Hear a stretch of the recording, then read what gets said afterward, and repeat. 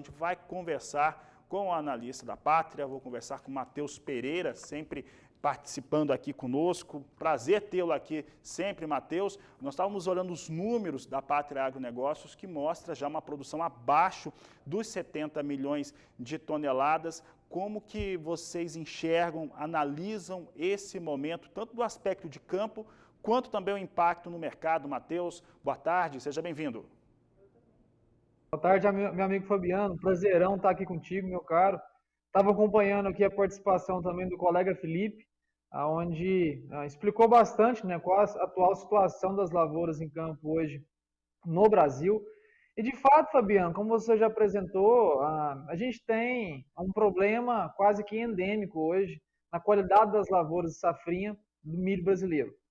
A gente teve aí regiões no Mato Grosso do Sul, aqui em Goiás, Mato Grosso, em especial, próximo ali do Vale do Araguaia, aonde que essas regiões sofreram com mais de 45 dias de estiagem, o que acabou, né, limitando o teto produtivo das culturas em campo.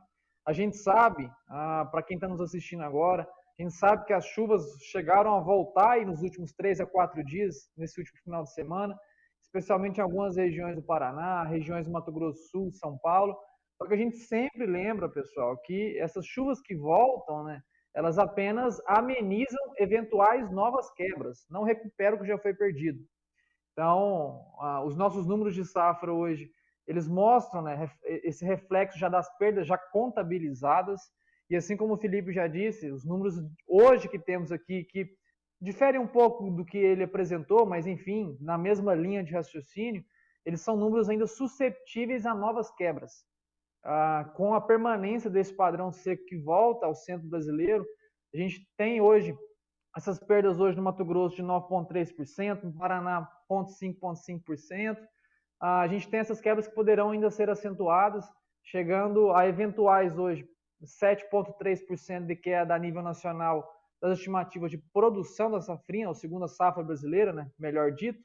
Elas poderão facilmente alcançar as quebras de 10%, 12%, com a permanência deste padrão seco estabelecido sobre o centro brasileiro. Fabiano.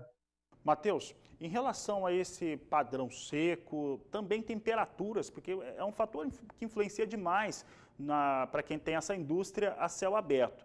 Primeiramente, né, nós temos até algumas chuvas agora que estão surgindo, mas o inverno tende a ser mais seco, principalmente no centro-oeste. No Paraná, nós já tivemos aí temperaturas com quedas muito fortes neste final de semana e agora nesta última segunda-feira, e risco de geada já no Paraná. Aqui no Mato Grosso do Sul, entre o sul do estado até a capital Campo Grande, esse último domingo, segunda-feira, as temperaturas ficaram entre 4,5 até 8 graus. Então, assim, mesmo chovendo agora, nós teríamos uma condição de recuperação de produtividade, já que está entre V8, R1, R2, a situação de campo para o milho? Muito improvável, Fabiano. Como eu já disse, né, o milho não é uma cultura que possui um poder de regeneração, como é observado na soja. O milho, que é uma planta cão, uma planta C4, ela é uma planta extremamente eficiente, né, com o que há disponível de água e nutrientes no solo. Ela usa aquilo para, enfim, para gerar o teu ciclo produtivo. Como a gente já passou boa parte do ciclo produtivo do milho em campo sob condições adversas, né, falta de água, temperaturas elevadas, a gente não tem como recuperar o tempo perdido na cultura do milho. Se a gente estivesse falando de soja, eventualmente soja de safra verão, talvez a conversa seria um pouco diferente, mas no caso do milho, infelizmente, não há tons de recuperação. E só acrescentando, Fabiano, eu diria que a gente teve relatos até dos nossos próprios clientes no sudoeste do Paraná, nesta última noite, nessa última madrugada, onde já foram observados alguns pequenos talhões que sofreram com a chegada das geadas. Então, não só uma safra extremamente perturbada, né, ou prejudicada pela falta de águas ali entre finalzinho de março e até agora, né, finalzinho de maio, quase 2 meses aí de um período bem problemático aí com a falta de chuvas. Agora a gente vive a chegada das geadas, né, no sul do país, que será também um impeditivo, né, de recuperação das qualidades de lavoura, que acaba impactando fortemente ao mercado, né, Fabiano? O mercado de milho que veio nesses últimos 6, 7 dias empilhou baixas consecutivas, agora parece estar sentando num fundo do poço, né, assim dizendo. O mercado do milho que está muito sensível por uma alavancagem especulativa muito grande que a gente observou nesses últimos 18 meses, muito dinheiro especulativo entrando no mercado agrícola, ele viu essa oportunidade, essas chegadas de chuvas aí que teve nesses últimos dias, como uma suposição de uma recuperação das qualidades de lavoura.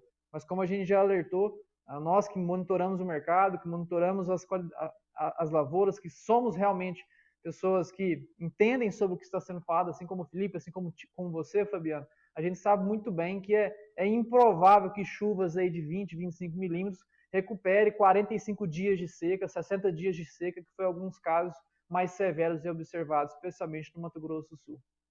Matheus, em relação ao mercado, você falou desse empilhamento de perdas que nós tivemos nessa última semana. Vamos colocar aqui entre 7 até 10 dias de queda. Nós vimos o mercado físico recuando. Eu vi um recuo um pouco mais expressivo no estado do Paraná, um pouco mais frequente. O mercado futuro também na B3 negociando com queda. E você citou que esse é o momento, né, que nós temos aqui, que deve ser o fundo do poço do mercado do milho. Se for fundo do poço, o poço era realmente muito raso em relação ao que pode ceder o milho. E ontem, ao ver o fechamento do mercado e a tendência, parece que nós já temos uma inclinação, viés para a alta. Qual que é o seu entendimento neste momento para o milho, Matheus? Ô Fabiano, quando a gente vê em números percentuais, né, a correção de queda, de fato, ela não foi uma correção tão agressiva. Quando a gente fala em números absolutos, né, a gente teve quase R$ 15 de queda nos mercados futuros, né, BMF, para o contrato spot. Né, a gente teve contratos de julho e setembro que chegaram a bater 107, hoje operando na casa dos 92, 92,50, chegou a bater 91,50 em alguns contratos, por alguns segundos hoje durante a sessão. Então, de fato, em números absolutos foram agressivas, né, o movimento, que acabou refletindo também nas quedas do mercado físico por todo o Brasil. O Paraná, de fato, registrou dentro as principais praças brasileiras as maiores quedas, né, refletindo também essa queda da nossa referência, BMF. Mas aqui em Goiás, Mato Grosso também registrou quedas. Enfim, todo o Brasil, o mercado é disponível de futuros de milho, registraram quedas nesses últimos dias. Mas Fabiano, a boa notícia é que, sim, a gente tem chegado próximo a um limite onde essa especulação consegue derrubar o mercado do milho. O mercado do milho, Fabiano, tem que ser lembrado. Ele não chegou aos atuais patamares de 95, R$ 100 por saca, não foram por problemas climáticos na safra brasileira. Os preços do mercado do milho, também a gente pode se estender para o mercado da soja, chegaram aos atuais patamares por um déficit de oferta global referente a uma demanda em extremo crescimento. Então, a gente tem ainda esse fundamento básico, né? essa demanda ainda muito consolidada para o mercado de milho mundial, não só aqui especificamente no Brasil. E, em contrapartida, a gente tem um lado da oferta que não teve a capacidade de crescer na velocidade necessária que a demanda precisava. Muito pelo contrário, a gente vive agora aqui no Brasil uma deterioração da oferta disponível que vem a chegar pelos campos brasileiros na colheita da safrinha. Então, se a gente tem hoje uma colheita de safrinha, segunda safra, se melhor dizendo, como eu já disse, hoje estimada pela Pátria em 69,56 milhões de toneladas, já é uma redução de quase 6 milhões de toneladas em relação ao que tínhamos colhido na segunda safra de milho em 2020. E, do outro lado, a gente só tem uma demanda em crescimento. Então, a gente vai ter no mercado do milho brasileiro em específico, a gente vai ter quase 6 milhões de toneladas a menos do milho saindo dos campos na safrinha, agora a ser colhida em 2021, e uma demanda ainda consolidada, muito próxima a 106 milhões de toneladas totais a nível Brasil. Então, a gente está falando de um déficit já muito grande entre o que a gente consegue produzir anualmente aqui no Brasil com o que a gente tem consumido ou estimado para consumo, não só doméstico, mas para exportação, que acaba refletindo, então, Fabiano, gerando um novo viés de altas que nós aqui da Pátria acreditamos que o mercado do milho possa vir a tocar de novo aqueles patamares máximos de 107, R$ 106 por saca observados há alguns dias, semanas atrás. a entrevista, eu vou fazer uma pergunta agora para você que eu fiz para o professor Marcos Fava Neves, que vai participar daqui a pouco, né? Ele grava o vídeo, manda aqui para nós diariamente e daqui a pouco ele vai responder essa mesma pergunta.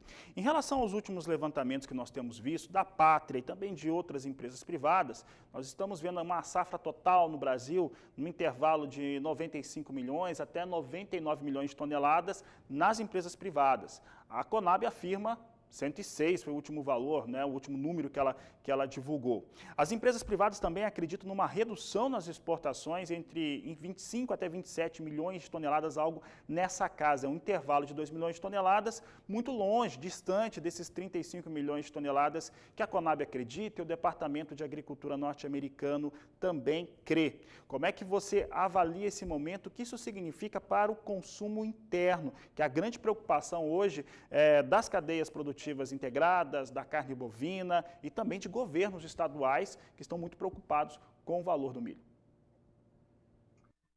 Fabiano, assim, a própria Conab, né, ela possui um tom, uma característica mais conservadora, né, nas estimativas de safra.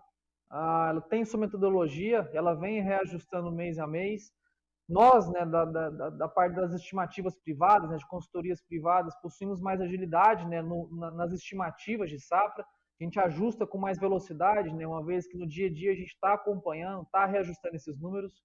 Então, de fato, é indiscutível que a safra hoje, a brasileira total, ela é menor do que 100 milhões de toneladas, somado safra verão, segunda safra e a terceira safra de milho Brasil.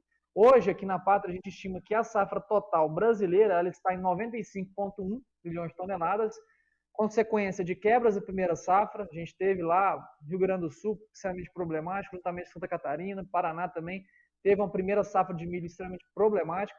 Agora a gente vê, indiscutível também, que a gente tem uma segunda safra de milho com um grande viés de novas quebras, e a terceira safra, que é uma safra um pouco menor, de menor significância na contabilidade total, mas a gente estima hoje uma safra total de milho em 95,1 milhões de toneladas retiradas dos campos.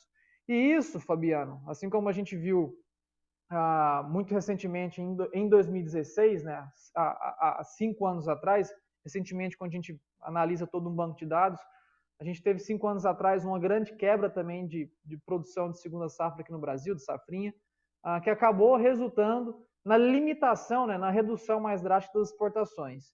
Então, o mercado brasileiro, como é um mercado tradicionalmente consumidor de milho, assim como o mercado norte-americano, qualquer eventual quebra que a gente tenha de produção, o mercado interno, o mercado doméstico, ele é priorizado, né? É um mercado que ele consegue pagar mais para reter o milho, é o que a gente chama de prêmios domésticos, né? Quando a indústria brasileira adiciona algum prêmio de retenção para evitar com que o milho ou que a soja vá para a cadeia de exportação, e não diferentemente, Fabiano, a gente deve ver esse ano. Assim como as estimativas de produção elas vêm sendo reduzidas com a extensão da seca na segunda safra brasileira de milho, assim também devem ser reduzidas as estimativas de exportações do milho brasileiro, uma vez que grande parte desse grão, desse cereal, ele é retido pela nossa indústria. Certo, Matheus Pereira, obrigado pela participação mais uma vez aqui no Agricultura BR. Um grande abraço a você e a toda a equipe da Pátria. Um grande abraço para ti, meu amigo Fabiano, e um grande abraço para todos que nos assistem. Até logo.